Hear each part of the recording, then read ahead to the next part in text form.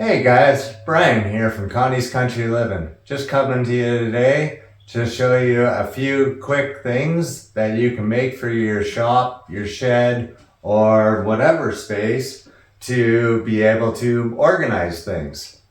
Anyways, what I'm going to show you first is we're going to basically just make a rack, and this could be any length, size, whatever, but this is just the basic idea. And what I'm using this one here for is going to be used for gardening tools and all of that kind of stuff. If you've ever seen a pool rack, this is much the same. We're basically building a little platform here that's going to be the bottom. There'll be a little stand here. And then, so it'll anchor through here to the wall, and then it will have an upright piece here that will anchor to the wall, and then we'll have a further rectangle area here that will also mount to the wall. And also, if you do not want to make the rectangle up here that I will make to hold everything in, you can use a bicycle wheel.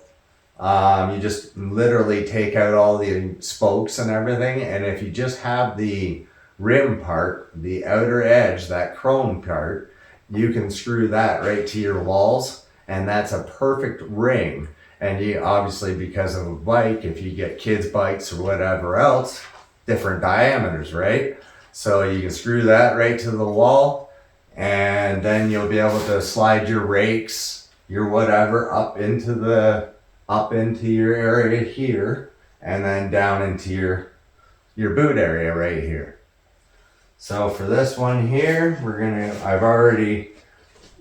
actually lucked out because all of everything that you're seeing right here is just a bunch of scraps, and I'm just kind of cleaning up the space around me. I'm cleaning up, basically spring cleaning, because obviously, as you probably well know, throughout the wintertime you accumulate a lot of things, and in the summer there's a lot of debris to clean up.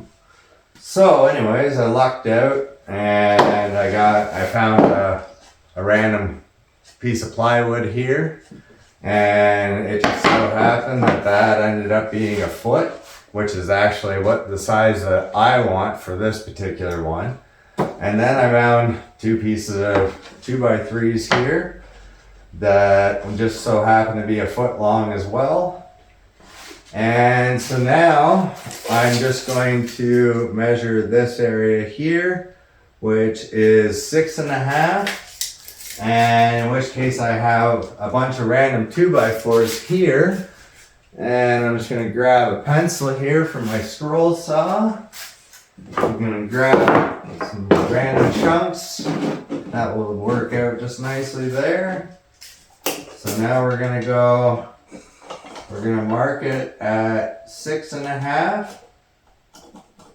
So now the board's marked out at 6.5.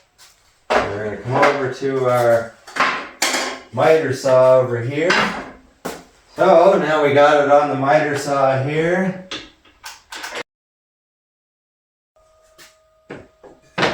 There's one. And there's two. So now it's all inside there. Alright, so now I've gone ahead and I've drilled bigger holes here that will allow the screws to go in nicely.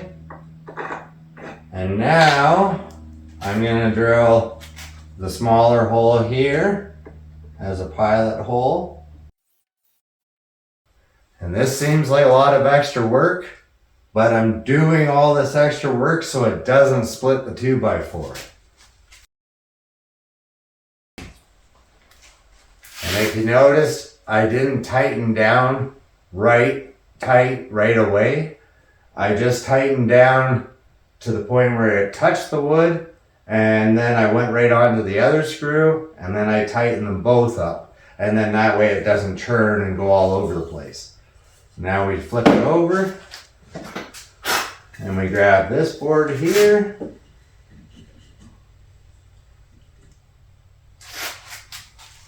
And we do the same over on this side. And I always grab it with my hands like that so that I know that it's flush, and it's flush, and then I do my drilling. Alright, now that we have that all secure, looking good, and then we choose which side is our nicer side. And when I'm doing something like this, I like to go corner to corner. It's not like it's exact science, but I'm kind of fussy. So there you have it. There's our base right there. Alright, now that we have this here, you're going to need 2 carriage bolts and 6 washers. And we're going to want 2 pieces that are probably around that length. And I like putting my piece on the edge like this so I can get an idea. So I think 15 should work, because the objective here is I'm going to end up cutting these boards on an angle like that. This is kind of what I'm looking at. I'm looking at putting this, but I'm going to put it on the outside right here. It'll have a 45 cut right here, and then the carriage bolt will be through here and then out through this side. And then you'll have your piece of plywood that will be up here that will mount to the wall, as you will see in the end. So we're going to take our miter saw here, and we're going to set it at 45. And now that we have it all set and locked down at 45, right now we're lining it up to that corner of the 2x4 right there. That's all we want, is that corner. So just like that. So now that we have our temporary hole drilled here, we're just going to slide our carriage bolt through. So now we can see that everything is sitting nice and flat. And I'm going to take my square here. So as you can see, 2x4 is flat on the back. This 2x4 is nice here. And just like that, we have our line that will be up against the wall. So now that we have our line right here, I'm going to take our board, which is going to be our mounting plate. Alright, so now that we have our pencil mark here, we know that that edge and this edge are going to be straight up and down. But our mounting plate is going to put us at 1/4 inch more. So I'm going to take our mounting plate, and what I did there is now we have our straight line, and then we have where the board's going to be. Okay guys, so I've gone ahead and I've made another one just like the one that we were working on there. And also I took my bandsaw and I just cut those notches out right there, because those notches will be for our backboard. So that will screw to the wall. And as you can see, fits nice and clean, and it will be flat with this board, giving lots of structure. So we'll get this all together.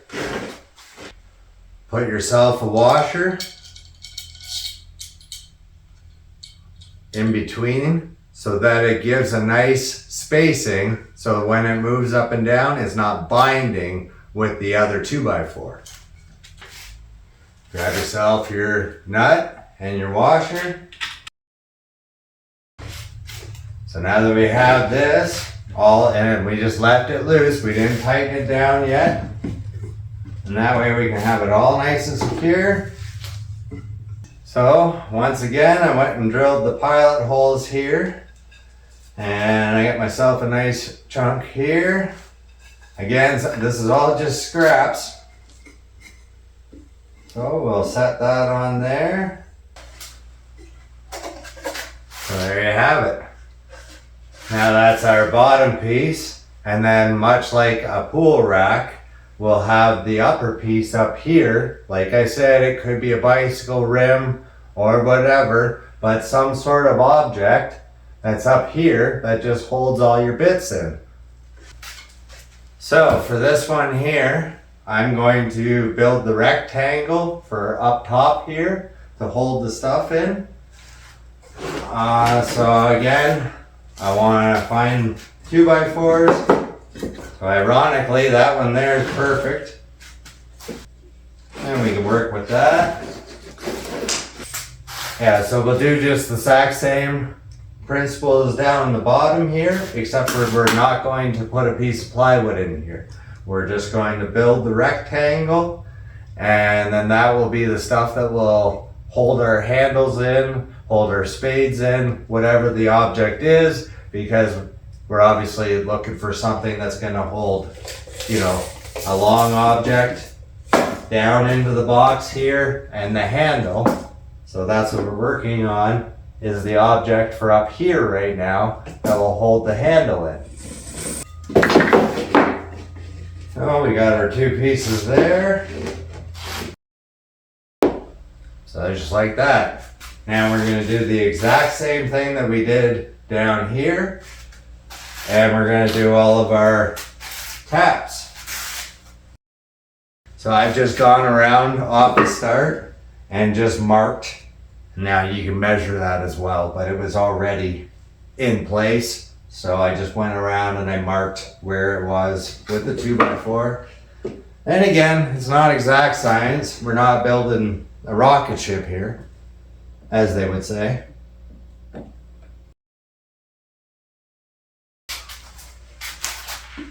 So there you have it. Now we have the top piece and we have the bottom piece. So then they will sit just like this. And then you'll be able to put your bottom of your pieces and then slide your other pieces up through, and it will all be nicely organized and held into place. But we'll take you up top, we'll get this secured, and I'll show you the final product. Well, there you have it, guys. It's all nice and secure up here in the building. And as you can see, this is why I made it this size here, because it was just the perfect width for in this area, and at the same time be able to hold all our tools that we need at the back end here, and was just the perfect size for that. But this here idea can be any length and width. It doesn't have to be just 1 foot or whatever. You can make them whatever you would like, and they can be a tire rack. There's many things that you can build from this same concept, and that's why I thought it would be a great video to share with you guys. But because of this being like universal, like you can, you know, put tires on it and make it a longer one, you can make it shorter ones, you can make it taller ones, you can make it more bucket style. You can make it however you would like after you have the set in stone concept.